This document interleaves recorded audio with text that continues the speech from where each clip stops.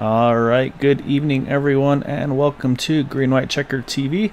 Tonight we have the second to last regular season race here tonight at Daytona. As the drivers make their qualifying laps right now, race, of course, going to be 75 laps is the distance. Potential, of course, of extending it with those 3 attempts of a green white checkered finish. And we've got a pretty good crowd tonight, so I'll say that is definitely one that could be a possibility. We always talk about new names, new faces, drivers maybe trying to get familiar with one another. So I'll say they're going to be doing so at a very crucial point in the season for some drivers. So I'll say hopefully it doesn't come into play for tonight's race, but you never know with these. And say right now, ambient temperature 64, track temperature is 66 degrees. And I'll say the other thing we got to bring up tonight is going to be our point standings going into this race. So right now you got Raymond Rittenauer leading the points over Gabe Butler by just 6 between the two of them. And then a big gap to third of Eric Laurie there in that third spot. Dean Wilkinson, a big jump to fourth in points, +5 for him. Jim Brooks in fifth. Then you got Dale Willoughby in sixth. Charles Johnson tied for seventh with Todd Merkel. And then you see Kevin Freese in ninth, Dave Thatcher in the 10th position. So the one thing to note is those on the win column, I'll say you see Kevin Freese, he's below the cut line, but he does have that win, so that's going to lock him in. And that same goes, I believe, let me look at the win column here. Actually, I think it's just Kevin Freese. Oh, no, I'm sorry, Kevin Hash as well. So really you got to look at those numbers. You kind of have to go up a couple. So I think right now it may be Dale Willoughby right on the edge here of locking himself in as well. Dale Willoughby actually has a win, so apologies on that. So I gotta look at my points a little closer here, Dale. But we're back at Daytona. Narrower track, gonna be night tonight. It's gonna be an interesting one. I say that narrower track makes that third line very difficult, I think. So it's gonna be all about track position, I feel like, tonight in this one. Yeah, no, we just saw in practice too. Guys try to go 3 wide, gets a little tight from contact. Just one of the hazards of Daytona. You compound that with, being a night race. Obviously, there's lights on the track, but it still does reduce visibility quite a bit from what people are used to. The caveat to that statement, though, is the yellow line on the bottom really lights up under the bright lights above you. So it's easier to see that, in my opinion. But things happening, down the racetrack in front of you can be more difficult. Yeah, exactly right. So it's going to be interesting to see kind of how this all shakes out tonight, because again, there's a lot of new names, a lot of new faces here tonight. So you're going to see a lot of new numbers, new paint schemes. So it's going to be I think the intriguing part for me especially is going to be kind of seeing how these new drivers kind of mesh with some of the series regulars, and I believe some of these guys also coming in together with the group. So we might see kind of addition again of some new teammates here. Maybe try to kind of dethrone some of the regulars. We kind of talk about the team boot knockers. However, they are short a few drivers here tonight. We don't see Dale Willoughby, Kevin Freese, or Kevin Hash, so I'll say they're not at full strength. However, of course, they still have some great drivers like Raymond Rittenauer, Gabe Butler, Matt Quick, Eric Laurie, and also a relatively recent addition for them as well as that number 4 of Dylan Hale. So it'll be very intriguing to see kind of what these guys have in store for some of these for these newcomers. Yeah, and though they are missing a few drivers, when you see, you're driving around the track and you see the 87 or the 1 or the 89 coming up behind you, like, where they're going. We've seen it all season long. We've seen it last season as well. They're heading to the front. So you might jump out there and help them out a little bit and kind of work up front with them, maybe an impromptu affiliation mid-race. Yeah, exactly. I mean, that's one of the biggest things I feel like with this. With the Super Speedway series is the fact that you do at times want to try to work with people to give yourself the best opportunities you can. So, yeah, it's going to be interesting to see exactly how it pans out this evening. And I believe qualifying has just completed, so we'll go ahead and pull up our starting grid for tonight's event. And it will be Raymond Rittenauer getting that pole by 0.03 of a second over Gabe Butler. Another 0.04 back to that number 89 of Matt Quick in third. And then we talk about some of those new names, and they're right there. Sebastian Marin, Steve Korosek, Jason Middleton, 3 new drivers all in top 6. So it looks like they're going to be ones ready to roll here tonight. Then you got Dean Wilkinson, Vicente Guerrero, Eric Laurie, Jack Walls, Alberto Lopez, Nick Manfredi in 12th. So we continue down the grid. Then you got Dylan Hale, we mentioned him just a moment ago. And then you got Todd Merkel, Bud Steele, Charles Johnson, Michael Spell, some of the original members of this group here with Area 51. And then 18th, you got Jay Hilliard, Robert DuPont, John Brill, 20th, Mark Mastrella in 21st, John Gabbard, 22nd, Paul Sheldon, William George. And then the remainder of the field here, you see some drivers opting to start towards the back here. You got the 2060 at Jim Brooks, James Hickson, Todd Siebels, and Donnie Lyons rounding out the field. So if all the drivers listed here are correct, we are going to see 28 drivers, I believe, taking part in tonight's event. Yeah, quite a big field. Like you said, a lot of new names and faces. Kind of interested to see Todd Siebels, one of my series favorites, just because the aggression and the speed he brings to the table. So to see him start in the back and have to come up through this field, a lot of these guys he's never raced with before, or only very limited. Interested to see how he in particular handles that. Yeah, it's a really good point. I'd be curious to see as well. And I think what you see here from Todd Siebels, in front of him, Jim Brooks, I think they're going to go for that cautious approach. I think they know with so many drivers that are new here, I think they're kind of thinking, all right, let's play this thing safe tonight. Let's kind of keep ourselves in contention. Because of course you get that one faster pair, but again, you never know how quick you're going to wind up needing, and you never want to use that up ideally at all. But of course you don't want to use it really early on, because that really affects kind of your race strategy for tonight. So as the field rolls off here, it's going to be interesting again to see what's going to be the kind of the game plan for some of these drivers. And again, I think with this being Daytona, a little narrow, harder to make that third line work, I think we will see probably a fair bit of 2x2 action. I think, again, kind of the status that we see with this league here, I think we'll see that's going to be where I think we see the pit stops really make the big difference tonight. So just kind of looking at the lineup here, you got 3 drivers on the same team, Ray Rittenauer, Gabe Butler, Matt Quick. Behind him, you have 3 drivers that we really don't know a whole lot about.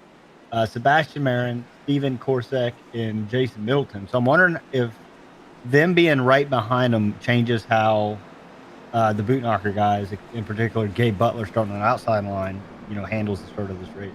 Yeah, and I think that's going to be critical as this initial start. So I think if you're Gabe here, maybe you hope that 89 of Matt Quick maybe opens up a little bit of an opening, slide in between that 87 and the 89 car, get those guys lined up on the inside line. Because I mean, we've seen sometimes the top line does have great momentum, especially out of turn number 2. But when those guys line up as well as they do, it's really tough to kind of get around those guys. So the car they're going to be looking for is just a few cars back here. The 071 Eric Laurie, he's part of that group as well. And we mentioned, of course, that 4 as well of Dylan Hale a little further back in 13th. So we'll have to wait and see. Pace car is off. Wait for that green flag to fly. And then we are underway here at Daytona. And so far there is no opening for that one car to take. So it looks like he's going to lead the top side here going into turn number 1. That 27 car immediately moved up into the opening in the outside lane, so they might be teammates.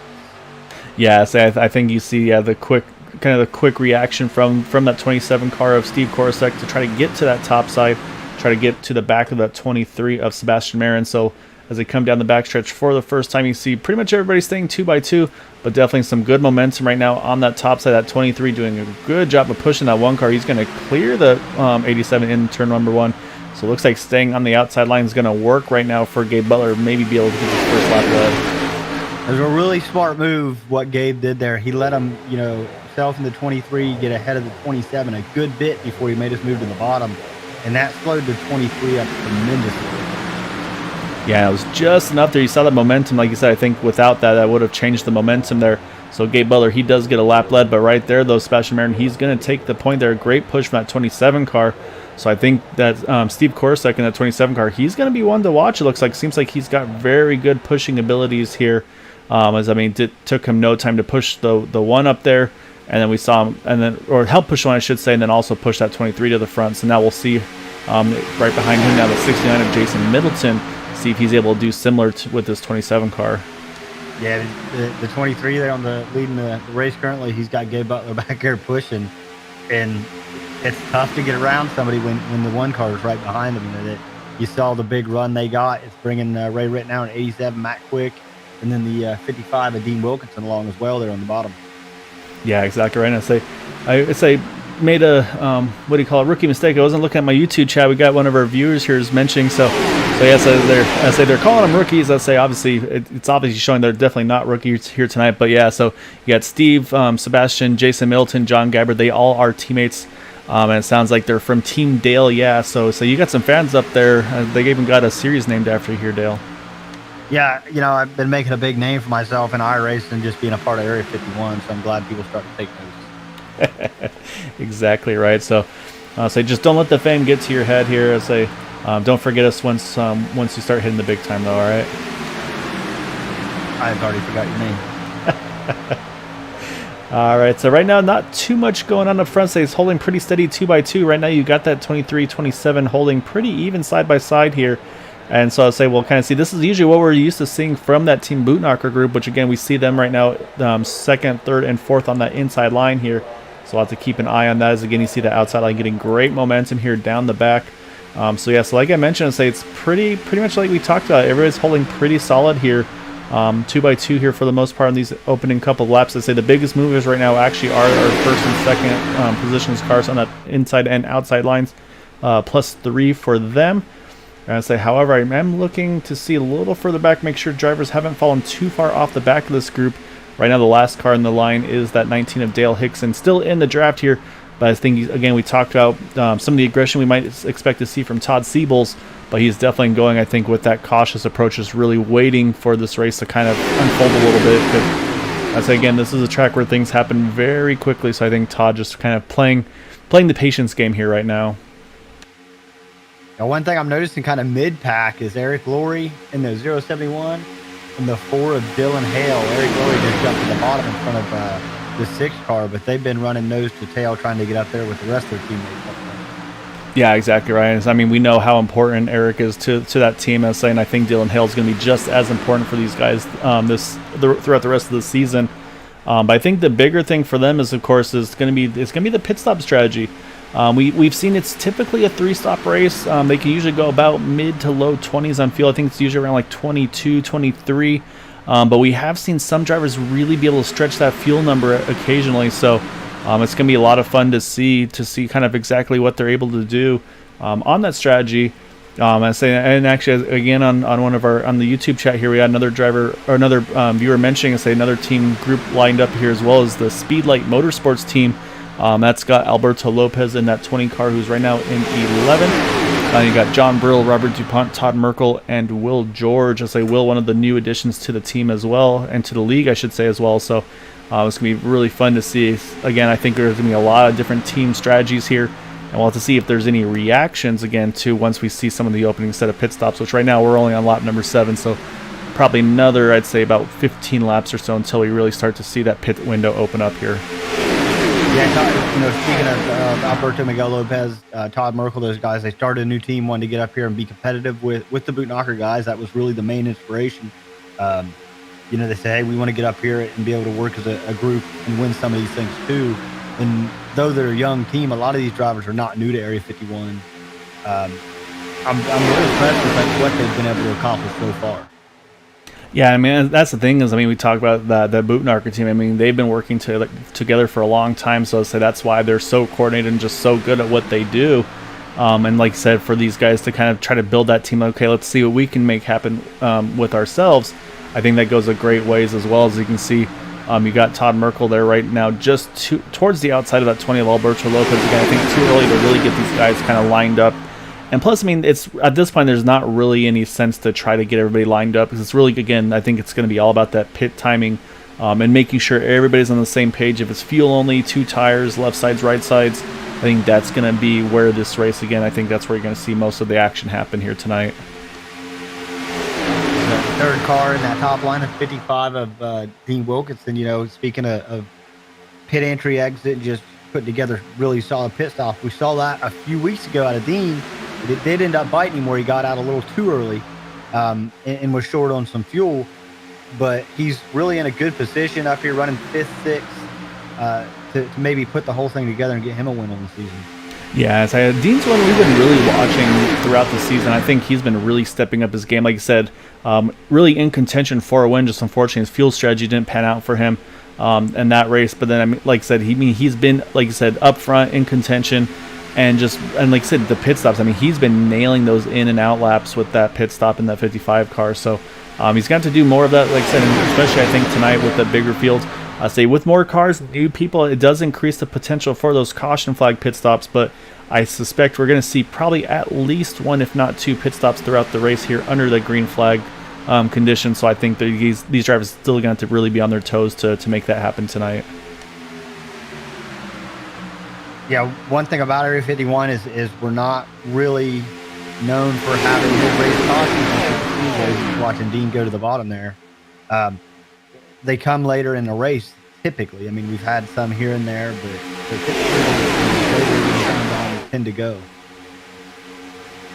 Yeah, exactly. Right now, right on cue, I kind of keyed up on Charles Johnson, and I say he's wasting no time. You see, he's peeking to the top here, Dale, and saying that's something we talked about. He's one of those drivers that doesn't like to ride very often.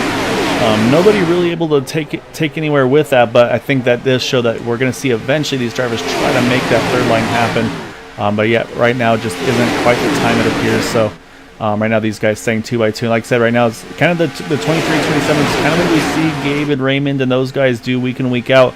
Usually able to control that front pack, the top and bottom line. These guys are doing that very well right now. D. Wilkinson jumping out of line there. He's talking about Charles Johnson taking 3 wide. The 45, Eric Siebel's talked about him earlier. Usually, up there, pretty aggressive driver, but he's kind of maintaining back there toward the back of the pack, waiting to see what happens. Yeah, I think he's playing it safe, and Dean Wilkins is able to get to the back. You always have to be a little careful about that because you always put yourself at risk of losing that draft, but luckily was able to tag onto the back of those guys. I say right now it looks like the 51 of Jim Brooks kind of leading these guys that are just kind of cruising single file here towards the back, just a couple car lengths off the group. He's got with him Donnie Lyons. We just, of course, mentioned Dean Wilkinson, Todd Siebels. Then we mentioned James Hickson as well. And right in front of Jim, you got the 90 of John Brill. I think John doing the same. We've seen John really kind of step up his aggression in some of the previous races, but I think he's thinking the same thing. He wants to make sure he's there when it really comes down time to try to be in that contention spot. So I'll say right now, I think these guys just, again, trying to position themselves to be in that best place. And again, we talked about the fuel mileage here. This is a 2.5 mile track here tonight instead of the typical 2.66 at Talladega, or I believe I'm trying to remember what the length is at iRacing Superspeedway. I want to say it's 3 miles. This is probably the best chance if anybody's going to try to pull a two-stop strategy of a race. This is going to be the one to do it in. So these guys that start on the inside line that have just been cruising this whole point, these guys I think are going to be the ones to potentially make that happen. Yeah, watching that 9 of Charles Johnson made another look to the outside. Still can't get it done. Just going to need a ton of help up there. But he's showing really early that he wants to get up there, wants to get to the front of the team. Yeah, and so we talk about some of the teammates right now. You see that number 4, Dylan Hale. He has found his way to his teammates here. Not on the inside line with them as of yet, but that's going to be, I think, the next goal for him is to try to find his way to get to that inside. And I think we'll probably see at some point Matt Quick might try to roll out of it a little bit to try to get himself in between him and the 87 Raymond Rittenauer. Like I said, once that pit window opens up here for that number 4 car, say right now, again, still probably about 8 or so laps until we really see that window open up here. So it'll be curious again, is also going to see who's going to be the first group of drivers to blink to make that first round of pit stops here, potentially under green flag. Yeah, top line just not able to get a good run, but Charles Johnson's up there making a pass, trying to make 2 of them 3 wide right now. Yeah, Charles is, I think he's done with that riding game. He's going to try to make that top happen. Again, just doesn't have the help he needs. And I don't think he's going to get it. Again, I don't think this is the point where a lot of these drivers aren't really going to be ready to make those big pushes. I think that's where you're seeing a lot of these drivers. I think someone is going to try to make that 2-stop strategy happen.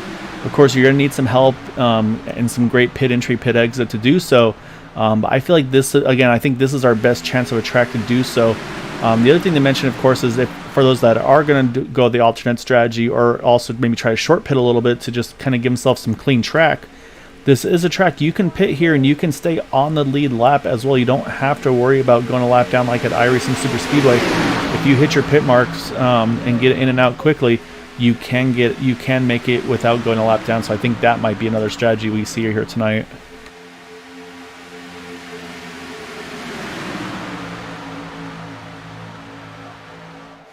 Been watching the 29 of Nick Manfredi, just leaving a ton of room in front of him, and it has been, for the 16 laps we've ran. So I think, again, going back to that being cautious, Alberto down there on the bottom side, but he's been leaving it sometimes 4 and 5 cars in front of him. And the crazy part is, look how quick he's able to close that gap up when he needs to. Now just about a car length away from that number 4. So I think it just shows how much he's able to save. Also, I think Gordon not running the shorter line here, running the top line, so a little longer distance, of course. But I mean, he's doing a really good job right now of able to manage that gap up front here and kind of just keep, I think, his car in a safe spot. So I'd say for the most part, I think, and this is going to be the next question, is going to be when these drivers start to try to find that openings to get their teammates in and be ready for that pit stop strategy, like I said. So I think at some point we're going to see drivers start to get a little antsy, try to find their way to the inside line. And one thing we do need to mention is you look up front there, you see that that 23 car, he's been able to separate himself out a little bit here. I'm curious to see, does Gabe Butler, does he maybe wait for that momentum shift to happen, maybe try to himself jump to the front?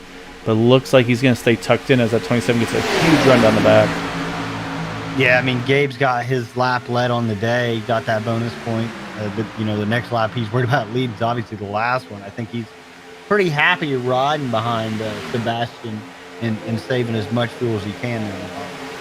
And that is true to say. This is kind of uncharted territory, really, for Gabe and Raymond. And these guys, usually they're used to leading either the inside line or the outside line.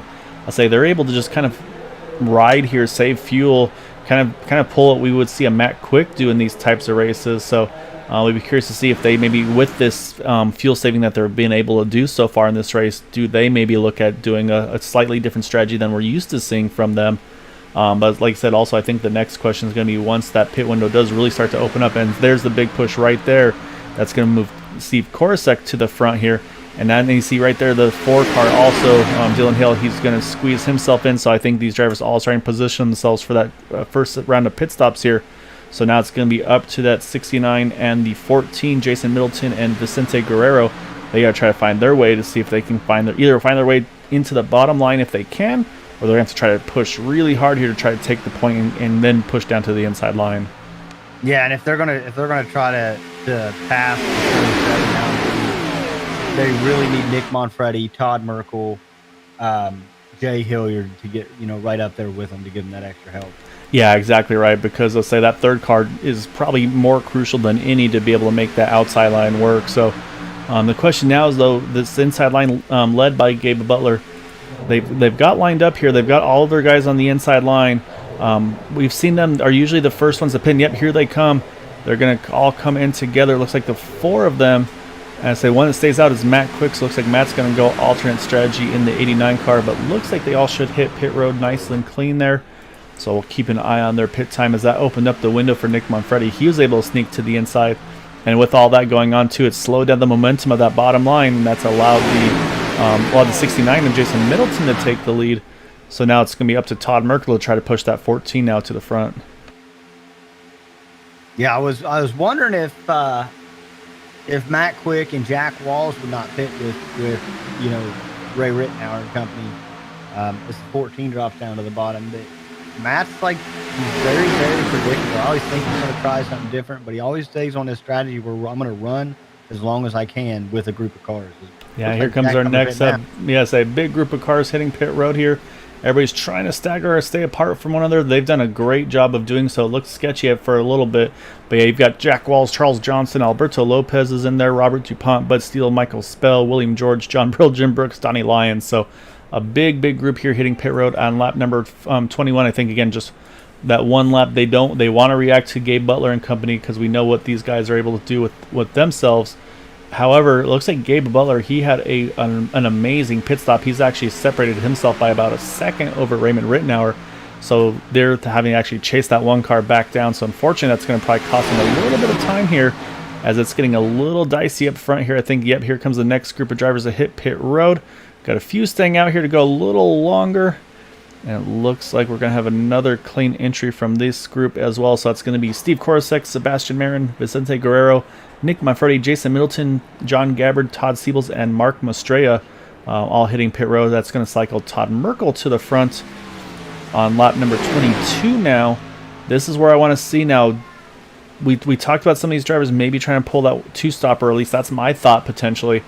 And I'm watching that 89 of Matt Quick. Is he going to try to pull something out of his hat? Because I say, if anyone's able to do it, Matt Quick usually one of the best fuel savers in this league. Yeah, he's just, kind of being a little complacent, riding where he is and watching what's happening in front of him. Just able to save a ton of fuel. Going to go down to 3 cars. It's the 2 in the 59 pit. Yep, so there goes Todd Merkel, Jay Hilliard. So that's going to put Dean Wilkinson now to the point, with Paul Sheldon right behind him in second, Matt Quick in third. So we'll have to keep an eye and see how that all pans out. So I'm watching to see again also the pit stops as everybody starts to cycle through. Unfortunately, a few drivers having slightly longer pit stops that have put them in a bad position. But we mentioned though some of those drivers that did pit that the first time around, like the 1, the 87, the 4 here, and the 071.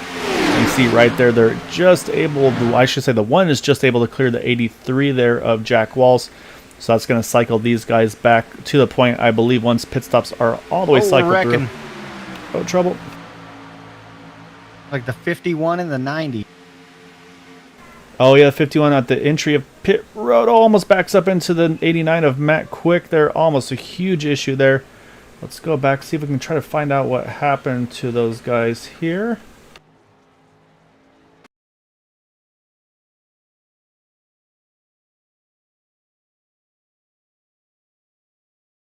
Oh, yeah, so whatever it was, I was already past it here.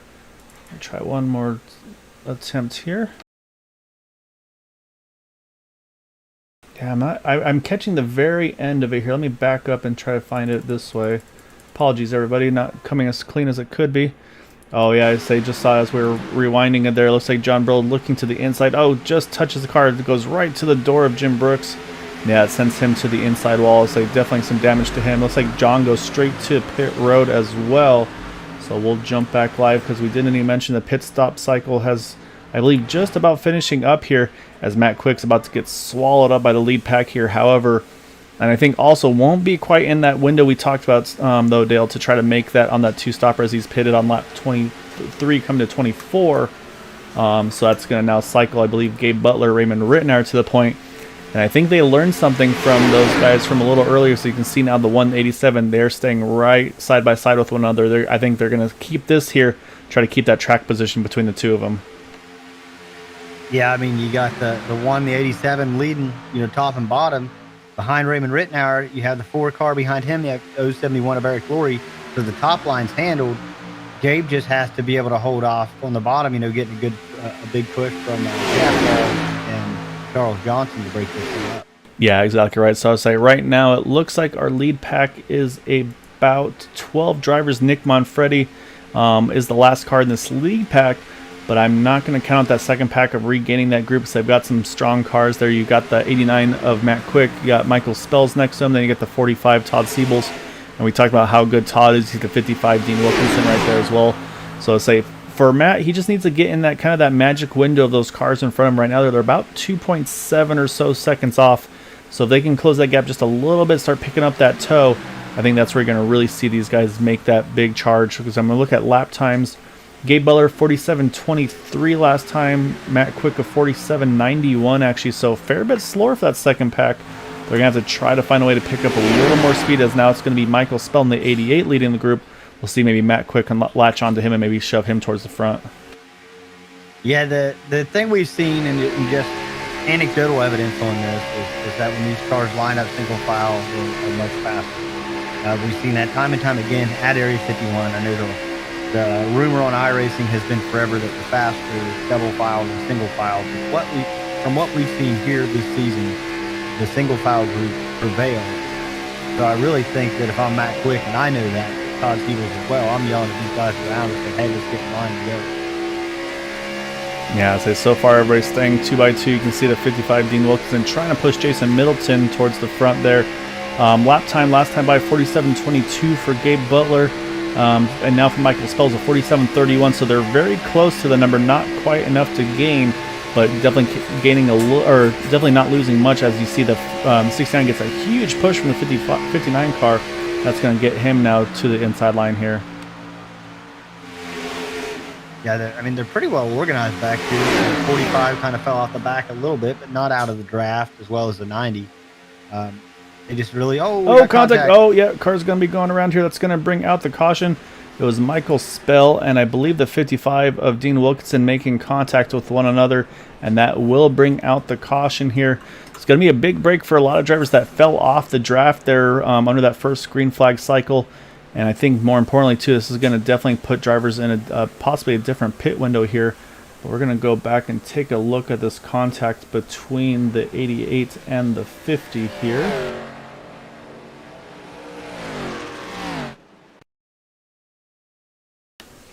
Yeah, you see Michael. I think Michael maybe moves up a little bit to try to stay in the back of the draft of the 69 car, and unfortunately just hooks with Dean Wilkinson. Jay Hilliard, he makes contact as well. Really just nowhere for Jay to go there. And you see some pretty good avoidance behind them. And then you see at the very back there, John Brill, he's able to, looks like, get his car woed up as well to not get into the back of that 55, because that could have been really big as well, where he could have easily gotten to the back of those guys. So that does put us under yellow for the first time tonight, as we are on lap number 28. So we'll jump back live, because this is going to be now all about the pit stop strategy to see what these guys are going to do here. As I'm trying to get back live. There we go. So we're going to watch now Gabe Butler, Jack Walls, Raymond Rittenauer top 3. And so far, we'll see if there's any fakes thrown, but it looks like everybody's coming in so far here.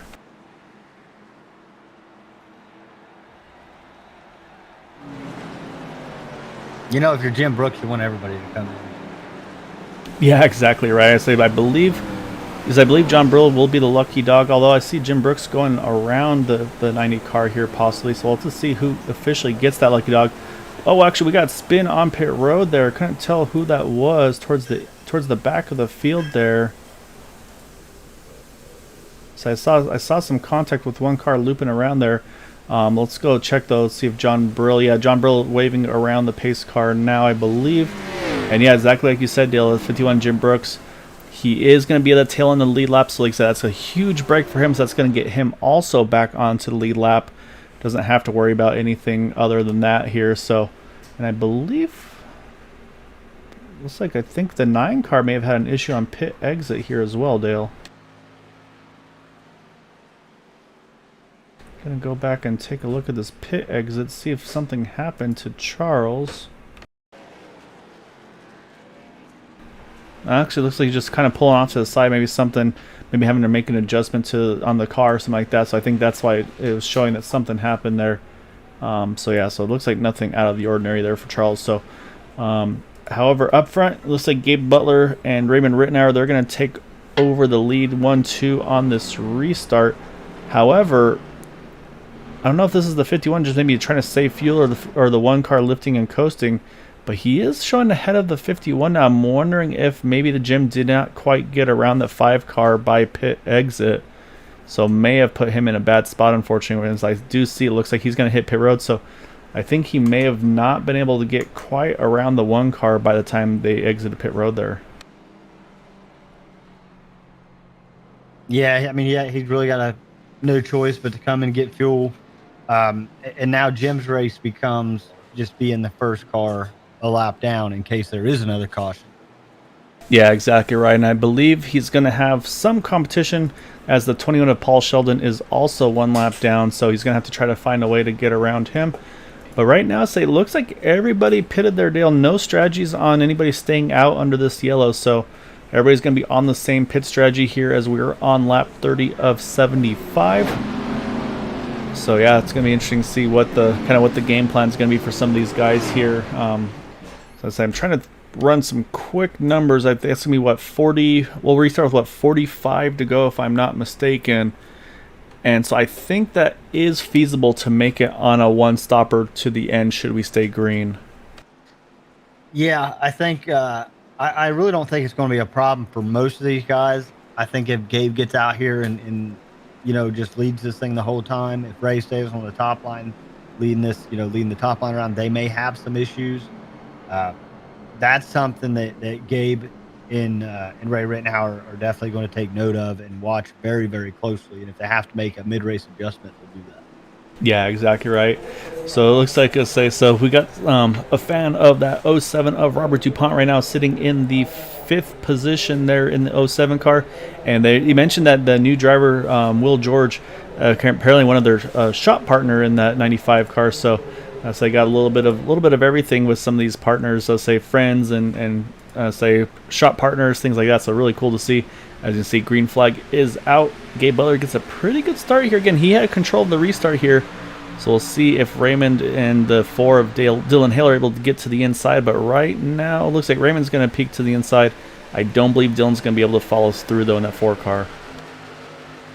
They really got a great restart. I'm worried how it's going to turn out for him. You know, Dylan's the only one really up there on the top line now as the 27 goes to the bottom. Yeah, right now, Dylan and Jack Walls, yeah, unfortunately, kind of, it's going to be a little while for that 4 car to get some help here. Yeah, I said wasn't really sure what Eric Lurie was going to do, but I can't see who was behind him, but Eric's now solo, so they're going to link up. It's going to cost him a ton of positions, but they're not going to lose the draft. Yeah, so I'll be a little bit like I said, I say Dylan went from being around 4th, I believe, on that restart to now dropping back to about 8th, 9th, 10th position roughly. We'll see if Matt Quick, maybe he tries to join up with him in the 89 cars. He's just about to catch up to them as well. But now you see the 4 and the 071, they have hooked up and they're starting to make a pretty good charge back again. Yeah, got a little bit of help behind him. I thought Bud Steele was going to jump up there. We haven't seen him really on the top line yet. It must have just been a little bit of a bobble, but I thought he was heading up there behind Eric Lurie. Bud's not a stranger to getting on the top line, running with these guys. We just haven't seen it today. Yeah, and you saw there as the momentum is starting to shift back towards the front. We see the 27, Steve Korosek. He tries to jump to the top. Because again, you want to be that first car to lead a line, whether it be the inside or the outside line. So I'll say Steve opting to hop to the front there as soon as he had the opportunity to try to get that push from the 4 car, see if he can get himself back towards the front of this field. As we just crossed the line here at lap 33 of 75. Again, drivers just made their second pit stop, this time under yellow here. And it looks like the whole field's done a pretty good job of holding on to the draft, so it looks like we got everybody all together right now. And that battle for the lucky dog spot, though, right now, that 21 of Paul Sheldon, he is definitely in prime position right now. As you can see, he's kind of in the mid-pack scenario where with Jim Brooks having to make that pit stop, he's a fair bit further back here. So he's going to have to try to find a way if he's... I say this is where you have to make that decision. Do you stay aggressive or do you maybe just wait out a potential incident? If you're that 51 car, as say the other problem for Jim is he's out of fast repairs, so I say he's got to try to keep that car clean to the end. Yeah, talk about aggression. The 95 of William George just made a big move for Matt Quick to get up there behind Charles Johnson. Real close to contact, but definitely had control of the car the whole time. Just one of them moves you don't see real often. Yes, and that's one of those things where for some drivers it might make them a little nervous. For him, it's probably one of those things like, yeah, I do this. This is one of my normal things that I do, but I say just with a different league. So I say they're not familiar with it. As there goes again, Charles Johnson. He's going to try to work the top side. We'll see if he picks up any help. Not really any takers at the moment. As yeah, it looks like everybody's going to go and try to squeeze him on the outside here, and we'll see if Charles is able to do anything with it. Now he does get some help here. Going to be the 23 of Sebastian Marin. He's going to try to jump to the top here, and now I think drivers might get a little more intrigued by this top groove. Yeah, I mean they're not doing bad up there for 2 cars. They get a lot of momentum off the corner. Eric Lurie squeezed them into the wall. Yeah, contact. We'll see if we stay green. Charles in the wall. The 23 in the wall. I think it's going to be able to stay green.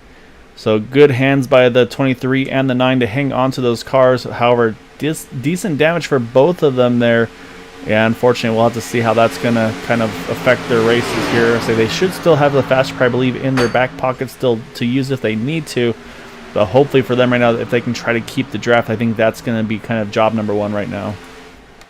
Yeah, 23 is kind of falling like a rock, and Charles is looking to the outside of him again. But no help. Jim Brooks is coming up, or the 9 just really needs to drop in line. Yeah, he just does so now, yeah. So, close call between those guys. Unfortunately, some decent contact, too. It wasn't a light hit or anything. You can see the damage to the back of the 23 and to the side of the 9 car. So, both those guys taking pretty decent shots there. But now the concern I have is you have 2 damaged cars leading the second group. If you're behind them, if you're Jim Brooks or some of these guys, and you see John Brill, he's going to jump to the top here. I think they do need to make a move here and try to push back around these guys because, yeah, you see it. I think the 23 realizes he is too hurt. He's going to jump to the top. So, but I think it might be too little too late because they're about a full second now off of that 88 of Michael Spell. So, hopefully Charles has enough front end on that car for Jim to be able to try to get him back into that draft. Yeah, Jim's going to have to get up there and really, bumper to bumper with Charles Johnson to catch back up there. They're right on that bubble where they might catch the draft, but they might. Yeah, exactly right. So I'll try to keep an eye on the light timing and scoring. As I say, while we were watching all of that, Steve Korosek, he's found his way back to the lead there. Going to take over the inside line again. And right there you see the 4 cars able to squeeze himself in now into the inside line in front of Raymond Rittenauer. So really the one car they're missing at the moment is going to be the 071 Eric Laurie. We'll see if Eric is able to find a spot to duck in as well. Let's say he's got a little bit of help further back with Matt Quick, but again, I think Matt's on his own little strategy right now.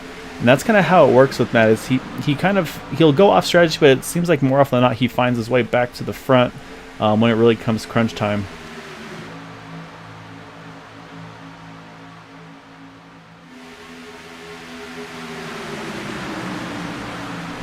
I'm going to jump around here, Dale. We're going to start talking about some of our highest climbers of the race right now. Dylan Hale, one of those, plus 10 in that 3rd position. We just talked about him in that 4 car. Jay Hilliard in the 59. He is also plus 10, now 11, depending on where he is in relation to Jack Walls there. William George, he's plus 13 up to the 11th spot in the 95 machine. So a good start for him as well. And then also that 54, John Gabbard, plus 7, plus 8, depending on where he is in relation to those other cars as well. So these guys making some pretty big gains as we just cross halfway here in the race. Oh, we see a little bit of a bobble there from the 07, caught the apron, I think had to chase it back, but he's able to gather back up. But I'm sure Todd Merkel definitely caught his attention there. Really a lot of movement in the front group. I think that's due to, probably fuel stops only. Some tires are getting worn, 40 laps into it almost. I think that's why we're seeing that mid-quarter movement. Yeah, it's very possible. And Duty to mention, you saw also the 071 of Eric Laurie. He's been able to group himself to the inside as well. So they've got 4 of the 5 now lined up together, 2nd through 5th here, with Gabe Butler, Eric Laurie, Dylan Hale, Raymond Rittenauer. So like I said, the one that kind of the odd man out right now is that the 89. Of Matt Quick. However, he is in that draft group. He's back in 17th, but he is still in this lead pack as well. Right now the lead pack is down to about 18 cars here with Nick Manfredi trailing that group. So we'll say we got to try to keep an eye on this group behind it. It looks like Todd Siebels, looks like they kind of switched again a little bit. And I think they are starting to make ground here with Todd Siebels, Jim Brooks, and Dean Wilkinson. Those 3 have been able to lock on pretty strongly together, and I think they're going to be able to catch this lead pack again. Which again, for Jim here, he needs to try to get to that 21 of Paul Sheldon, who is right now the 3rd car on the outside line. So again, he's going to have a lot of work to try to find his way around that 21.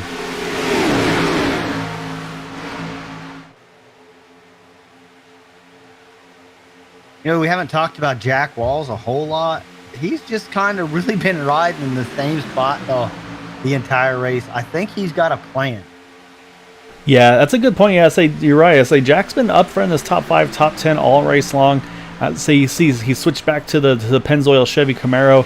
So we've seen him jump around for a couple different sponsors and brands tonight, or this season. But tonight he's back with the old trusty yellow Pennzoil car, and I say that might be just what he needed to kind of turn some of his luck around as well in the 83 car. So you're right though. I say we haven't really talked about Jack, haven't really talked about Todd as well in the 2 car.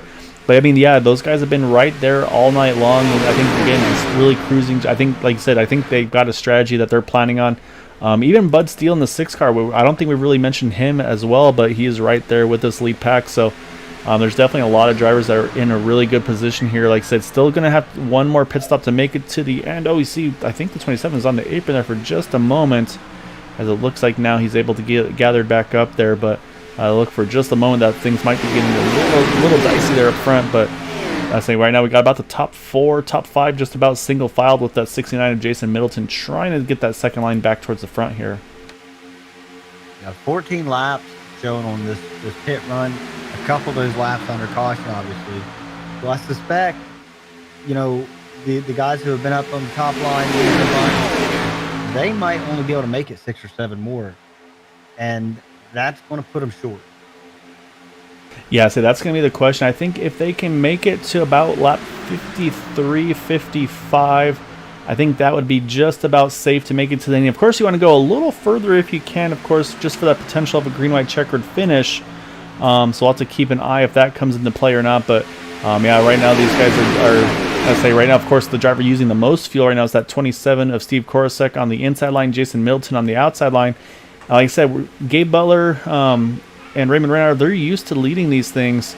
So, but they're in a position here where they're really able to save a lot more than they're used to. So, I think with where they're sitting here on track here, I think they're going to be in a good position to make it to the end and fuel.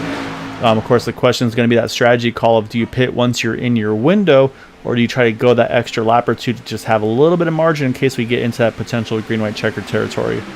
Yeah, and I think that decision becomes a lot tougher too with all these drivers that the veteran Area 51 drivers are not necessarily familiar with. The racing and the driving changes real late in the race. Everybody's going to be pushing harder, making bigger moves. So you got to kind of take that into consideration that you don't know what these guys are going to necessarily do late in the race. Yeah, exactly right. And the fact too, I mean, we have 22 drivers right now in this lead pack as well. So, and actually, something I didn't even catch while this is all going on. Charles Johnson, he's been able to push himself back to the front as well. I think he had help from that 12 of Mark Mastrella. So great job by those two to get back in here. And you see Dean Wilkinson, that 55 car. I think he's definitely trying to play it safe here. Knows he uses fast repair, so he's going to have to try to keep this car in one piece to the end. So I think right now Dean kind of trying to be patient, try to be cautious, and wait, I think, till it's really time to make that final charge and kind of just then roll the dice and go for it. So right now, like I said, 22 drivers on the lead or in the lead pack, I should say, still in contention here. A few drivers, unfortunately, like I said, we saw that incident a little earlier. James Hickson, he is 23rd, about 28 seconds off. And 23 is Sebastian Marini. He definitely got the worst end of it. He's about a half a lap, I think, away from. Oh, I'm sorry. Actually, he's about a turn away from getting lapped here in the 23 car. So that would actually put him. It looks like yes, and I think he's actually going to opt to go ahead and make his pit stop now, just to not risk anything with the leaders coming at him here at a high rate of speed. So say credit to him to do that. Say obviously, unfortunately, his race probably not going to be where he wants it to be, but still doing the courteous thing to let those leaders have a clear track there. Yeah, and it might not end up bad for him. He can't make it to the end, but he's going to be able to get in there, get some work done on that car, increase the pace. I don't know if he has a fast repair left or not, honestly. It may not be a bad decision depending on where he comes or when he's able to get off pit. Yeah, it's a good point. As I say, right now it looks like he's still on pit road. So say right now, definitely a lengthy pit stop for the 63 car. However, I've been watching these two on the outside, just the two of them right now, Jay Hilliard in the 59 and then the 21. Again, lap down Paul Sheldon. He is giving that the 59 car just such a good push here all the way up to the front here. Saying for the 21 car, I mean, this is maybe an opportunity where if you can find a way to maybe get yourself back on the lead lap the old-fashioned way, that would always go a long ways, as the 23 has left pit road. And I think he might be able to cycle back with the leaders, as he's just now at a 2 as the leaders are coming up to him with a pretty big head of steam. And so we'll see right away he's going to go straight to the top to let the leaders know that, hey, this is where you can go ahead and get by me, go low. So hopefully he's able to build up enough speed, though, Dale, because that's going to be the next question, is if he can get back onto these guys in time. Yeah, I got a long line, though. He's I don't think it's going to be an instant catch in the draft. It shouldn't be, just depending on the condition of that car. Yeah, he still has significant damage, too, so I don't... he may not have the pace still, unfortunately. Yeah, I'm showing him at 174, 175. You know, he is catching some drafts, so I think it might be a game over for the 23 car. Yeah, like you said, weren't sure on the fast repair, but the fact that car's still damaged kind of leads us to think he probably didn't have one remaining, unfortunately. So we'll have to wait and see as the race unfolds. But I'd say that's going to put him 2 laps down now in the 23 car. Duty mentioned, looks like John Brill in the 90 has retired, unfortunately, so that's his race over. But yeah, so right now, though, like I said, right now we're on lap 48 of 75, so we're about 5 laps away from, I think, again, that goal for these drivers. If they can get to that 23, 22 to go. And actually, as I said, though, make a different strategy here. A little surprised by this, Dale. Here comes Gabe Butler. And then you've got Eric Laurie and Dylan Hale. These 3 pitting together. I really thought they would go a little further, because right now this is outside the window to make it to the end. Yeah, you're right. I was actually watching the... Oh, we got a yellow. Oh, big crash. This actually is going to work out perfectly for these guys. A lot of cars caught up in this one. So I think it's going to be easier to find out who was not in this incident at this point. I see Raymond Rittenauer flipping over in the 87 car. You see the 6 involved, the 07's in it, the 59. A lot of drivers caught up in this incident here. So, yeah, unfortunately, it's going to be hard to kind of go through find who all was caught up in this one because there's a lot of drivers in this one. Let's see if we can find out where this all kicked off at. Started right up front with the 59. Oh, yeah, you're right. Let's go a little further back. So it was right after the pit stop cycle had happened here. Yeah, you see the 27, the 59. All right, let's go a little further back here.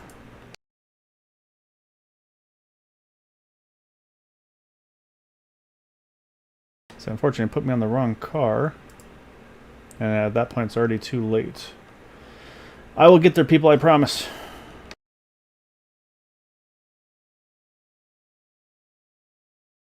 Oh, yeah, I think Jay Hilliard just tried to clear himself across the nose of the 27. Was not quite clear if I saw it correctly. However, unfortunately, I think I see... Oh, Jim Brooks almost had it cleared. Just gets caught by Jay Hilliard there at the end. But I think it's going to work perfectly for Paul Sheldon. I think that's going to give him the lucky dog as well. But yeah, I mean, you see in this group, though, I mean, you got a little bit of everybody in here. Like I said, pretty much, I think if you have a favorite driver, they're probably caught up in this one. As you can see, I think I see Todd Siebels. He's done a great job in the back to get that car woed down. As Raymond Rittenauer, you see he gets that shot there. Now goes up and over. I think Matt Quick possibly also able to get through that cleanly as well in the 89 car.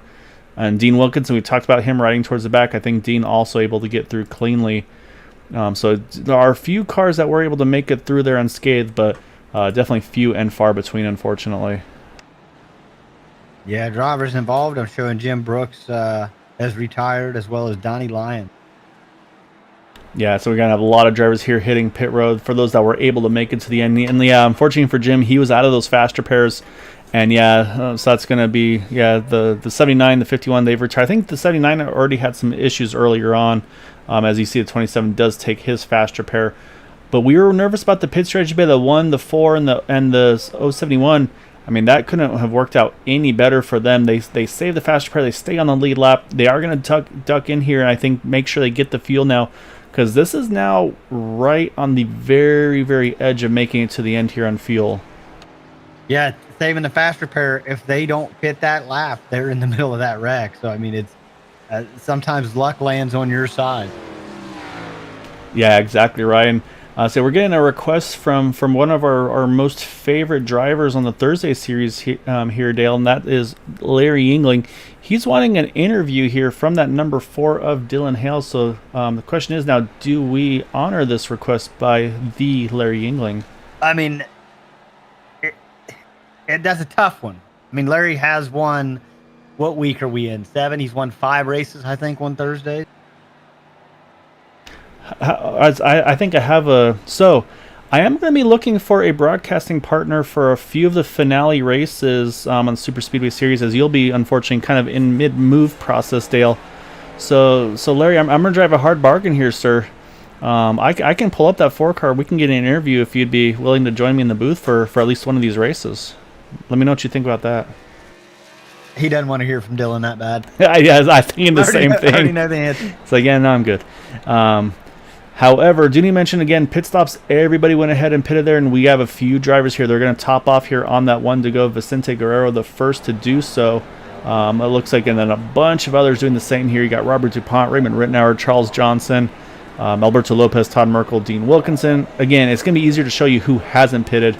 And right now it's going to be Steve Korosek, Jason Middleton, Jack Walls, Matt Quick, Bud Steele, John Gabbard. And then look at this, Dale. Was a lap down, tail end of the lead lap, I believe even, when that caution came out. Paul Sheldon, 7th position now. Yeah, and that's what we were talking about. You know, he nearly unlapped himself. He was up there running very well in the front, dodged that wreck, and then here he is. Yes, and that's exactly right. He was in front of the field by the time that caution came out, so he was able to wave himself around without the lucky dog, get himself back onto the lead lap that way, and then so that's going to allow him. He doesn't have to roll to the back of the field here in this restart. So just a huge turn of events by Paul Sheldon, and honestly, I mean, it's a lot of it was because of him. He was able to push that 59 car to the front. Unfortunately, say for Jay Hilliard, just made a little bit of a misjudgment on not being clear, and that's where we saw the contact and that incident. But the 21 did a great job of putting himself in that position in the first place, though. So, however, sorry, I'm reading other people's names here, like Steve Korsak. Dale, we're going to restart this race. 23 to go. Some topped off, some did not. 23 is probably right on the edge of the field numbers, and that's not even counting that caution lap. So, if we go green, this is going to be kind of dicey on the field number here to the end.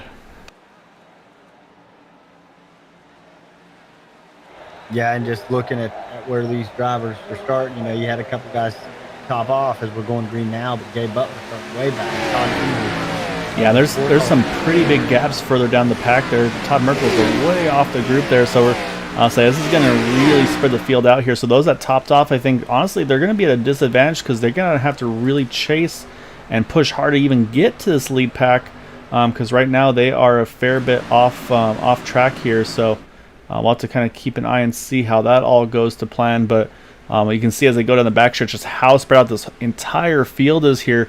I'll say there's pretty much no 2x2 action right now as everybody's just trying to get back up to speed here.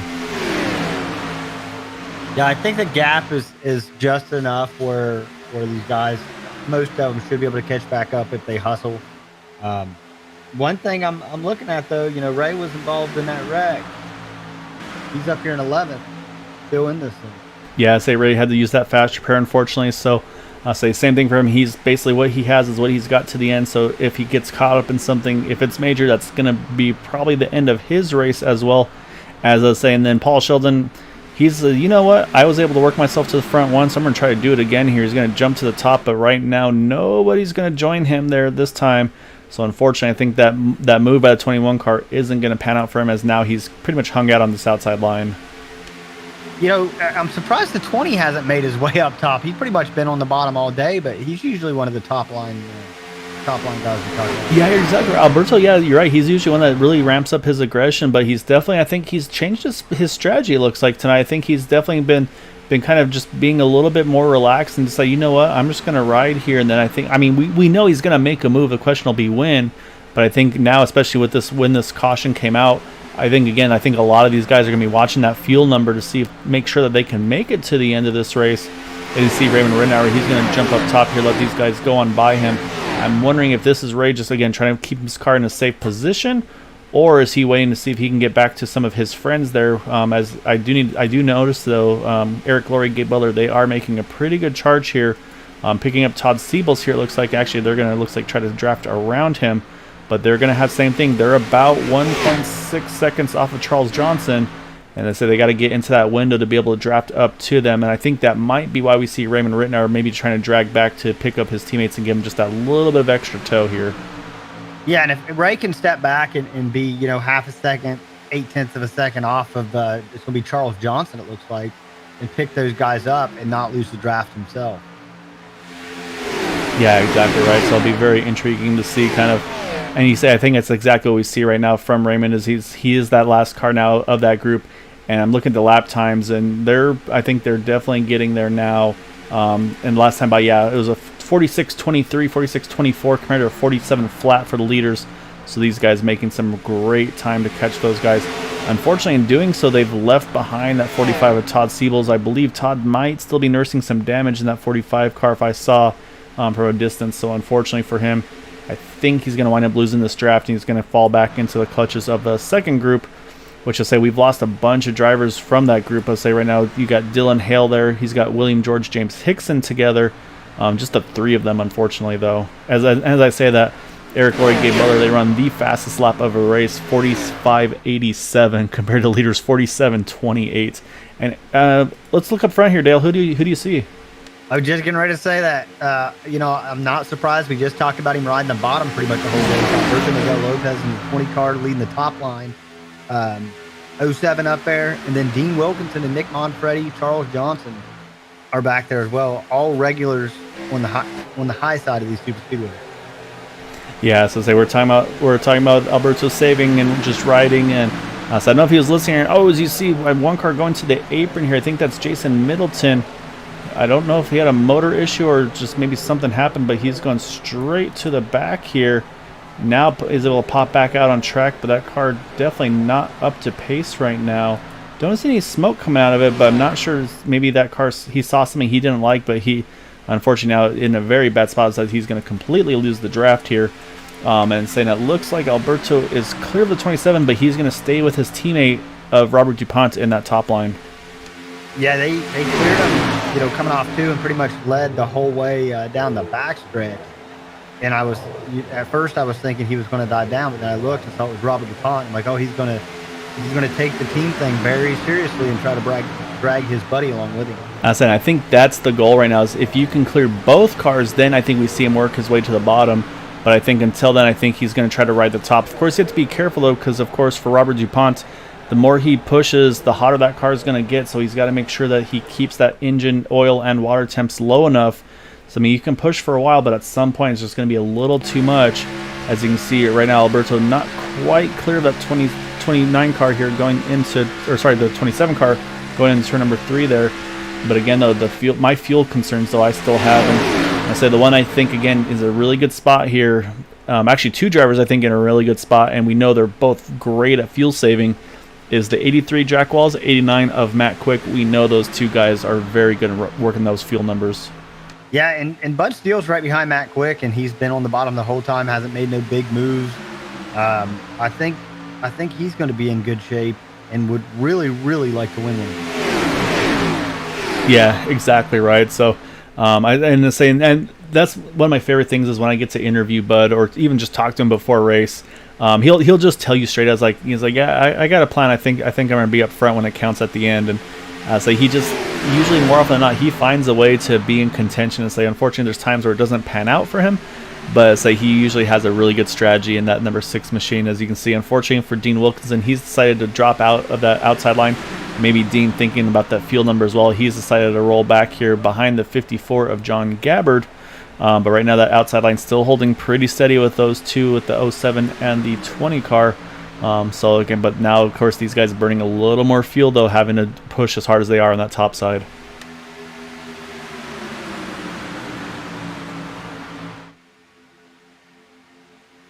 Oh, and Dale, for an update on my co-hosting offer, Larry's okay with waiting till post race, unfortunately. So that's a bold prediction. If he means that we're going to interview him post race.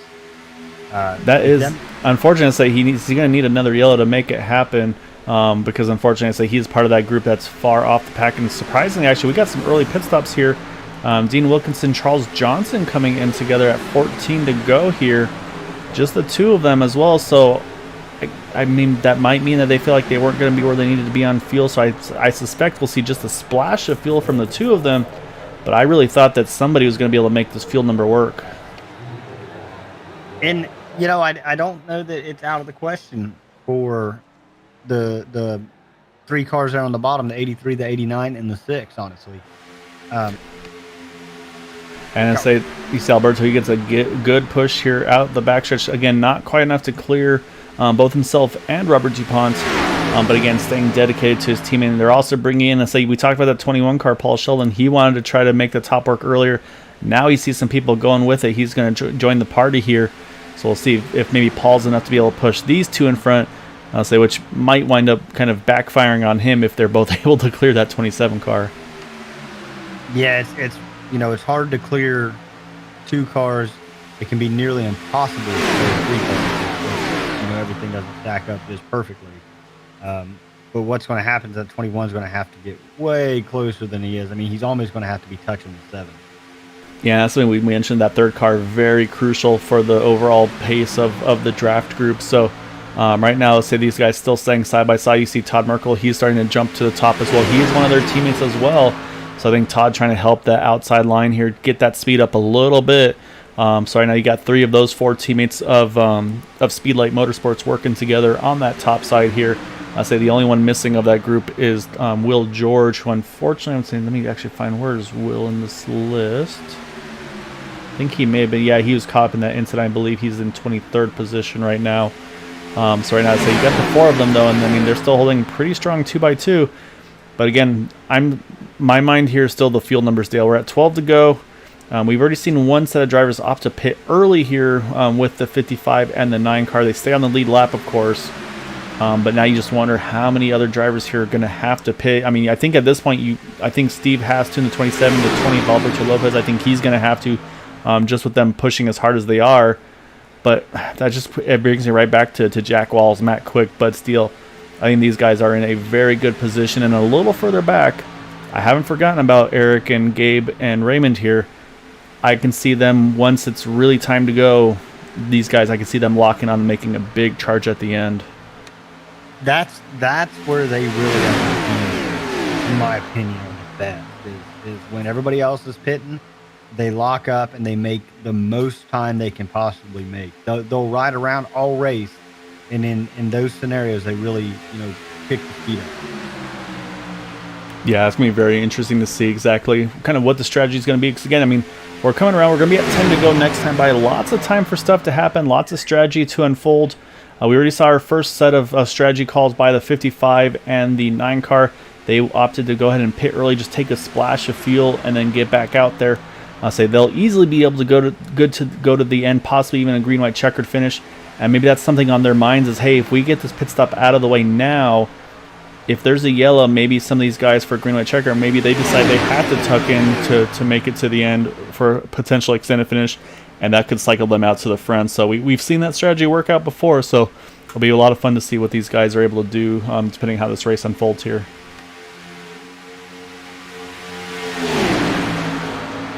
Just keep watching that 20. He's definitely got the speed. I don't think anybody in the front row has the fuel to make it. Yeah, I'm in the same boat. I don't think the 27 or the 20, I don't think they can go to the end. I feel like with as hard as Robert's been having to push Alberto, I don't think Robert's in a great spot either. Jack, I don't think Jack is showing his full hand again. I think Jack is, I mean, he's been on the back of the 27, but I haven't really ever been seeing him push that 27 car. So that leads me to think that Jack's been able to save fuel. Again, we know Matt Quick, he's one of the masters of saving fuel at these super speedways. And then Bud Steele, I think he's in pretty much one of the prime positions here to just be able to save. He's got 3 cars in front of him on the inside line. He's been able to leave a little bit of a gap to these cars in front of him. And so I think right now Bud Steele, I think, is definitely in a good position on fuel. And I also want to check on drivers that, actually, I do need to mention, Alberto Lopez, Robert DuPont, they did top off on that 1 to go. I was looking at their lap number was on lap 51 versus lap 50. Same thing for Todd Merkel in the 2 machine. So those guys do have a little bit of extra fuel at that top off. Maybe let's say what, probably about 0.3 of a gallon, maybe, Dale? Yeah, maybe. So I mean that could go a long ways. You never know. Let's say they were one of the few drivers that topped off that were able to keep up with the lead pack, which we saw. That split up pretty big here. Because a little further back, you see Todd Siebels, I think, is one of the drivers leading the second pack.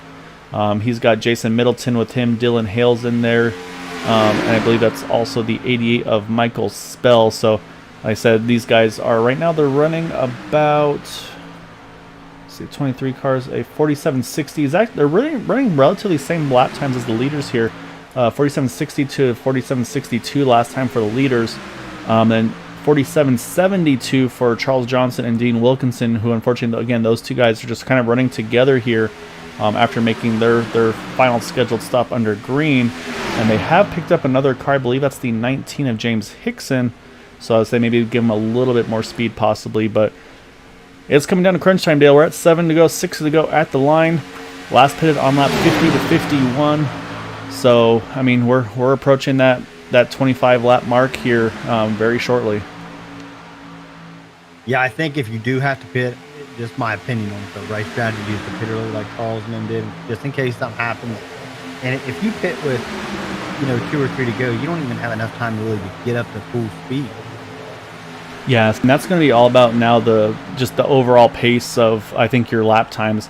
And the pace is definitely starting to pick up a little bit now. It's a low 47s for the lead pack here. And saying again, comparison for Dean and Charles is a 48.0, so they lost about 0.8 of a second. So the problem is with their pitting early is they haven't been able to keep the speed that they need to try to see if they could kind of jump these guys through the pit stop cycle. Just the fact that, like last time by, they lost about 7.8 of a second just under that last lap alone. Yeah, definitely don't have the pace there they'll need. But I mean, pit road here gets busy really quick, and there's no telling what'll happen.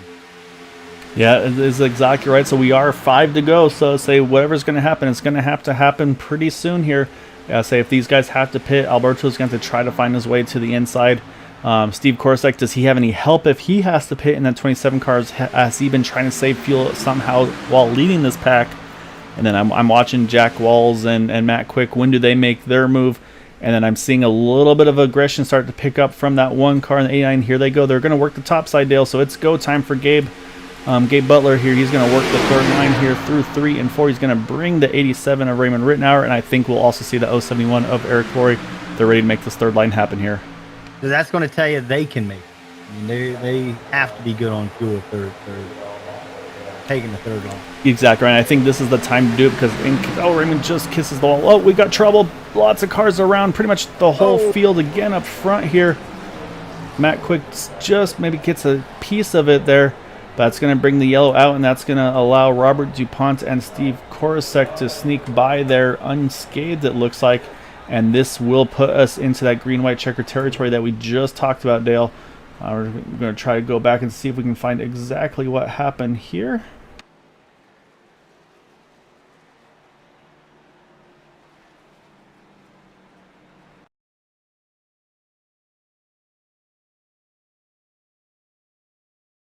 Looks like, yeah, I'm going to go back a little further so I get a better look at it here.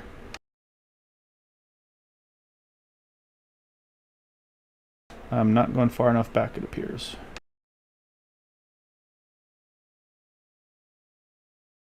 Yeah, it looks like initially his contact was with the 83 and the 20. See if I can find a better angle of all of this.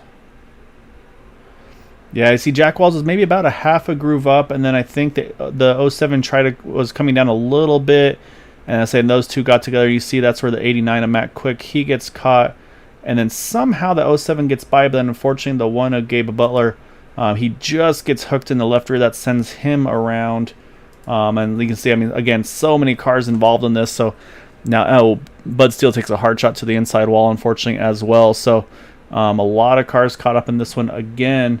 So we're going to go back live because there's going to be a lot to try to keep up on here to see kind of what the strategies are going to be for our leaders as we jump back to Steve Korosek and Robert DuPont. Raymond Rittenauer, though, Dale, we talked about he was out of those fast repairs in the 87 car, and that car is pretty crunched up here.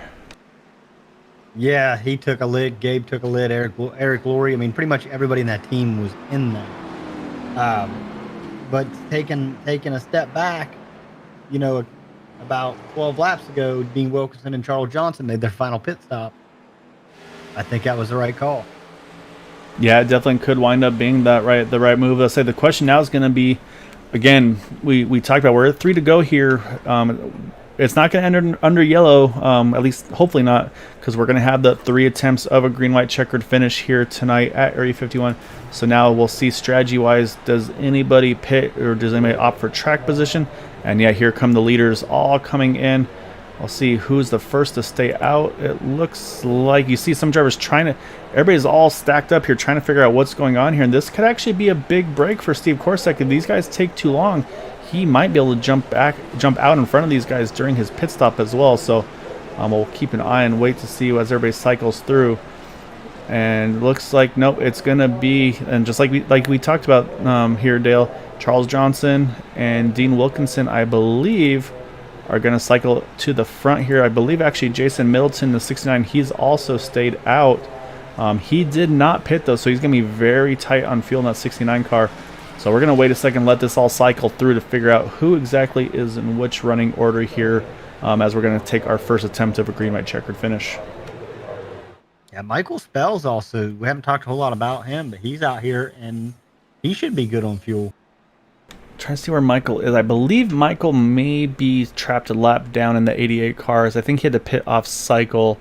So wait for our timing and scoring here to cycle through. Yeah, right now Michael 1 lap down. The 23 car, Sebastian Marin, I think he got the lucky dog, so he's back on the lead lap in the 23. So I'll put us 19 back on the lead lap.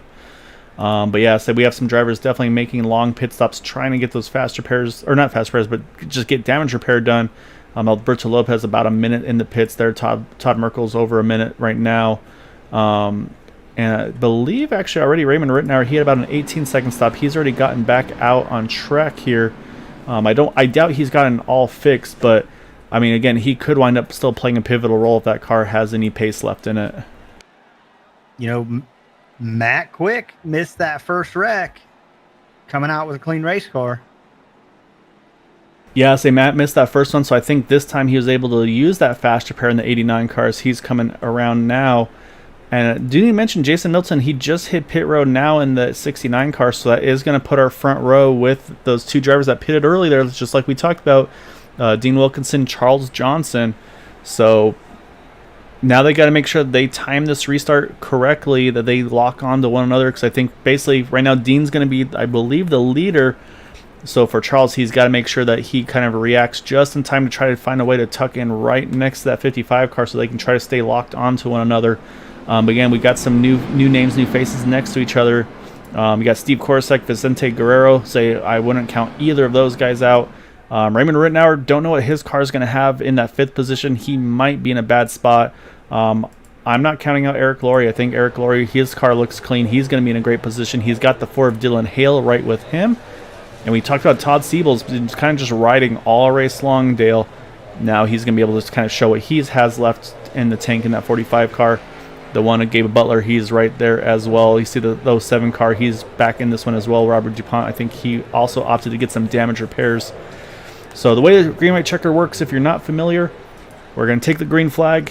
If they can get to the start finish line without a caution coming out, we will take the white flag and we will run it to the checkered, and basically they will race it out. However, if there's an incident before the white flag flies, they will rack it up and try up to 2 more attempts. On that 3rd attempt, though, if there is a caution, that will end under yellow. And my cat is very excited about this finish. Oh, we got something going on in the back with Todd Merkel in the 2 car in the 12. Not sure what happened there with Mark Mastria and Todd Merkel. As we get back going to green here, as you see the 55, Dean Wilkinson gets a great start. But look at the 9 car. Charles Johnson was not able to get underneath and get next to him there. So Charles is going to have to try to squeeze here to the inside line. Yeah, able to get down there. Great start by Dean doing what he has to do. Came so close a couple weeks ago and just wasn't able to put it all together. But I'm looking back here, the 45, the 071, and the 4 coming on the top side.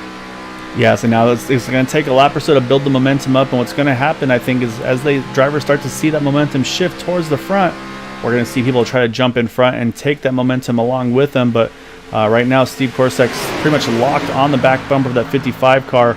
And say, I'm going to be watching Charles Johnson too, because what do you do here if you're Charles? If you get the run, do you try to jump to that top side? Or if you see that 27 car, do you go to your teammate in the 55? And it looks like we are going to make it to the white here, Dale. So 1 to go here at Daytona. 1 attempt at the green white checkered. Now it's going to be who can get to this finish line first at this race tonight. Yeah, Eric Laurie definitely showing his hand. He's definitely going around the top side. Got the 4 with him. Todd Siebel's looked and kind of checked the 071 up a little bit.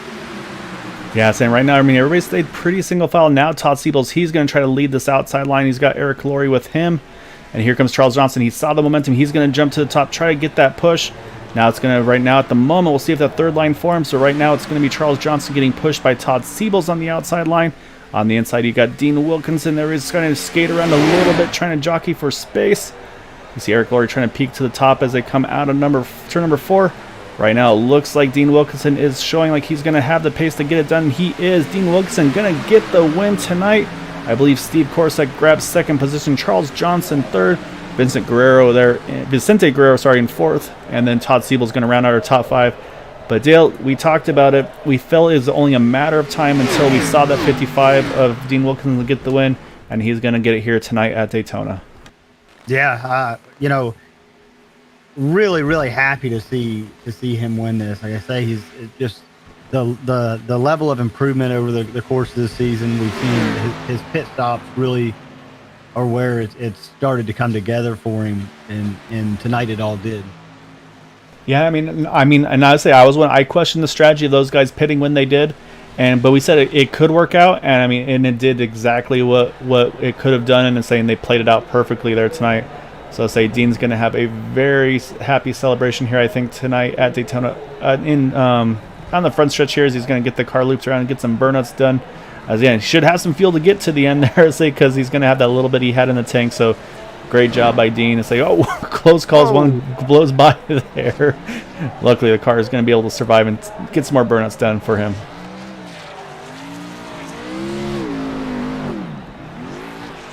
Yeah, not sure. That was a close one. Wow.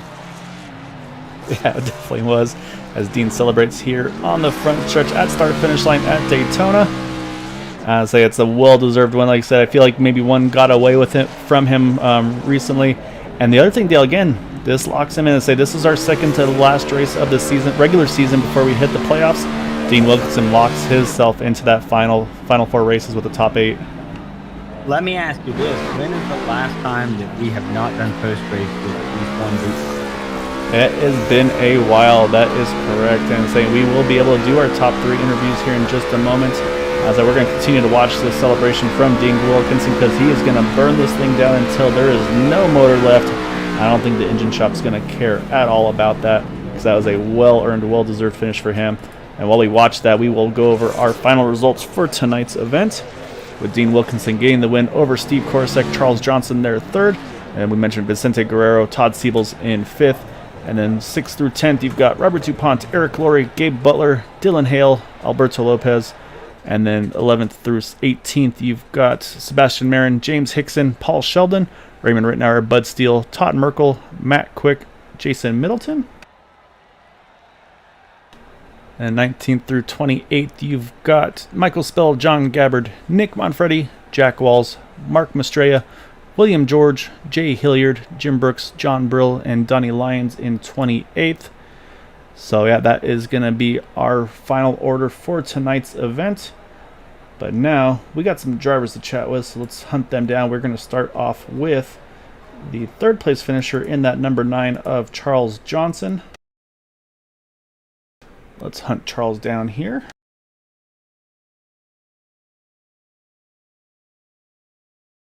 All right, we're going to bring that number 9 car in here. We'll have a word with him. All right, so Charles, first off, great run tonight.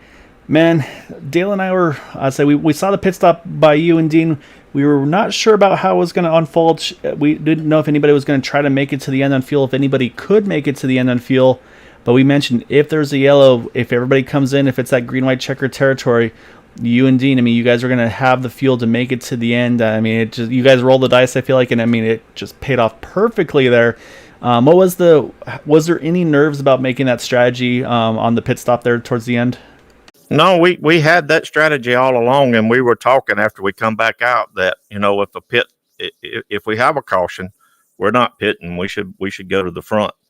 I was a little lazy there on that restart and ended up falling back to 3rd. So the game plan was me and him to run side by side. We started together, but for some reason he just run off and left me, and the other 2 cars dropped to the bottom, and I had to drop back behind 2nd place into 3rd. So, but man, that was an awesome strategy there. It worked out for us just the way we planned. Yeah, I mean, the strategy, like I said, worked to perfection, because it was right on the number, I think, for on the fuel, right on the edge for some drivers. Other drivers we saw, I think, we're going to have to make that pit stop. But yeah, I mean, you and Dean nailed it perfectly there. And then, yeah, I mean, like I said, didn't quite get the restart you wanted to, but then you saw the momentum shift. You jumped to the top there to try to be that one to lead the pack. You had Todd there pushing you at the end. But I mean, it was definitely a well fought and well earned 3rd place tonight. I don't have a ton to ask you. I mean, you guys did an awesome job this evening. So I'm just gonna give you the floor here, Charles. If you have any thanks and chats you'd like to give for that 3rd place tonight. Oh, I'd just like to say thank you to you guys for what you do in the booth, man. Without you guys, this iRacing Area 51 wouldn't be where it is today. So appreciate that. Appreciate everyone that comes out and watches the race. And man, we've really had some good races this season. I was telling the guys before the race started, I think most of the races have gone caution-free this season, at least more than it was that we had caution. So really good racing this season. Yeah, so you guys have definitely done an awesome job all season long. I mean, even tonight we had a lot of new names, a lot of new faces tonight. Only the 3 yellows for under the race tonight. So I mean, that's also for a very difficult track like Daytona. You always want to try to make that third line work, and it gets a little sketchy at times. I know that caught you at one point as well, but it's a great job bouncing back to first getting the lead draft again, and then of course to be able to get back into the thick of things and grab that podium finish. Just awesome job tonight, Charles. Yep, appreciate it, man. Dale and Gail, I appreciate you guys. All right, that is our third place finisher of Charles Johnson. Now we're gonna jump back and grab one of our new members here, Dale, and say he's gonna come right off the bat and grab a second place finish. And I mean, it wasn't for a lack of effort because he was up front all night long. Just didn't quite have the run he needed there at the end, but was able to grab that second place finish. And say so. Of course, the first thing I gotta make sure is I'm not botching names here because I say new names, new league, new faces. So. I'm going to go with Steve Korosek, so please correct me if I'm wrong. It's pretty close. It's Korosek. How's it going, guys? Korosek, all right. Man, I say you wasted no time to show these guys that you and some of your teammates are going to be a force to be reckoned with in this series. I mean, take us through just kind of, you had to learn, obviously, a new league, maybe a little bit new set of rules and obviously a lot of new drivers for you guys to work with. I mean, how was the adjustment for you guys compared to what you're used to? This was a good time. I actually raced with a lot of these guys in other leagues, so we're all pretty familiar with one another. And it was just good racing. That's all I could say about it, really. I think that we did good. We're up front. So hopefully people know that we're serious. And honestly, we just love the really good pack racing at super speedways. No, you guys definitely did a good job of that tonight. I believe it was you, and I want to say it was the 23 of Sebastian Marin. I know there's a couple of you guys that were able to get up front, control the race early on. I mean, was that kind of part of the strategy? If you could find a way to get to those front couple lines to try to be up front and control it, did you have any thoughts, especially on that last run? I mean, what was your fuel strategy there at the end? Were you going to have to splash if it stayed green? I was borderline to make it or not. I might have been sputtering out of 4. It was going to be so close when the caution fell. There was a huge relief.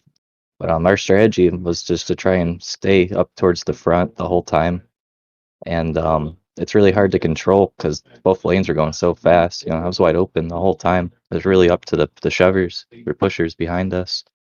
But everyone did a good job. Yeah, so you guys definitely did an awesome job. I say a great showing for some of you guys able to make your first race. So obviously definitely showing that you and your team are going to be a force to be reckoned with throughout the season, the rest of this season, I should say, and hopefully going into next season as well. But yeah, just awesome job tonight, Steve. I definitely want to give you the floor though. Any thanks and shouts you'd like to give for that second place run tonight? Yeah, I just gotta give a shout out to Charles Johnson for inviting me and my teammates into the league, and you guys for putting on the broadcast. I can't wait to watch it over. And I just gotta thank Dale Cup, my teammates. And it was a good race. Thanks for putting it on. Appreciate you guys. Can't wait to do it next week. Yeah, so it'd be a lot of fun to see you guys out there again. Great race again. Look forward to catching you next week. So until then, enjoy it, and we'll catch you again soon here, sir. Thanks, man. Have a good one.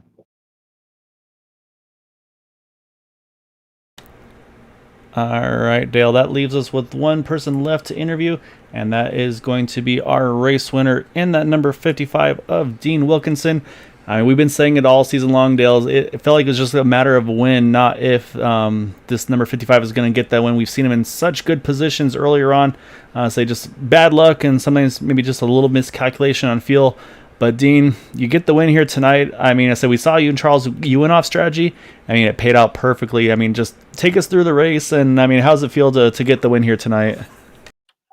It's good, finally. Had a little bad luck at the front at the beginning of the race. Used up my quick repair, and then Charles' fuel strategy, I owe it to him for that. That was all his idea, so it worked out for us. It was great. Did you have before Charles made that call on going with that pit strategy? Did you have thoughts of trying to see if you could save the field number to just make it to the end, or did you feel like everybody was going to have to make a pit stop or risk running out, of course, coming to the end? And then, of course, like you mentioned, with your fast repair being used up there, maybe being able to get kind of into a cleaner part of the track where it's just you and Charles to kind of stay away from any potential troubles should it arise there, like it did at the end. Yeah, exactly. No, I knew we weren't going to have enough fuel, so It was just a matter of when to pit, and we chose the right time, I think, and then yeah, no, it worked out for us. And of course, the biggest part of this as well, this locks you into that Final Four race with the top 8 drivers in points. So I'm sure that's another thing to kind of check off the list, so you can kind of go into next week, no stress, and just have some fun, and then be able to focus on those Final Four playoff races. Try to get that title here this season. What are the thoughts now for that, knowing you're locked in, and then what's the game plan for the remainder of the season here? Yeah, I might get a little bit more aggressive. I mean, I've been pretty aggressive this season. Mostly, I tend to run in the back, but it's been fun running up front. This race, I didn't get too much of that. Daytona's not very easy to get up to the front, risking wrecking. So, but maybe next week I'll push a little harder, knowing that I'm in for the finish. So. Well, it was an awesome job. I say Dale and I are definitely very excited to see you get that win. Like I said, we just felt like it was only a matter of time, and you're able to get all those pieces put together tonight to get that win. So enjoy this one. And like I said, look forward to seeing you next week. Have some fun for sure on that one. Maybe I say with that pressure off, maybe we'll see you get 2 in a row over there. Thank you very much. All right, Dale. That is our race winner in that number 55 of Dean Wilkinson. I mean, a lot of new names, a lot of new faces, but I mean, once again, these guys put on definitely an awesome show tonight. It was a lot of fun, a lot of excitement there. It was going to be very interesting to see kind of how that played out. Should it have stayed green? But I think that gamble that Charles and Dean put on, I mean, it worked perfectly for him there at the end. Yeah, and it was risky, because had that caution not come out, I mean, everybody would have had to pit, but they were so much slower than the large pack. If a group of guys got a good pit stop, it wouldn't turn out the way it did, obviously. But good on Charles Johnson for electing that strategy, and good on Dean Wilkinson for finally getting a win here. I know he's been trying hard this season, like you just said. We've been pulling for him pretty hard here in the booth, so glad to see it. Yeah, definitely a great job by them, and we've seen tonight. Next week's gonna be really exciting as well. We're gonna definitely see that third line pick up at Talladega, and it's shown that some of these new members of the league, I mean, they're gonna be definitely showing that they're gonna be a force to be reckoned with throughout the rest of this season, and then of course going into next season as well, hopefully. So it's gonna be a lot of fun for that one. So and before we go though, Dale, we've got a proposition. If you can, no, Larry, that's cheating. Larry's saying if you win the last 2 premier races this season, then he'll commentate for a race next season. But I see his plan there with the fact that you won't be able to make those races. So. We could put a ringer. We could put a ringer in the 94 on Thursdays. That's true. I said we're gonna hire Nail Dot, who's gonna drive that 94 car, and we're gonna hold Larry to his word here. But he's gonna sound a lot like Nick Ottinger, though. Exactly right. I say we got connections, Larry. Watch out.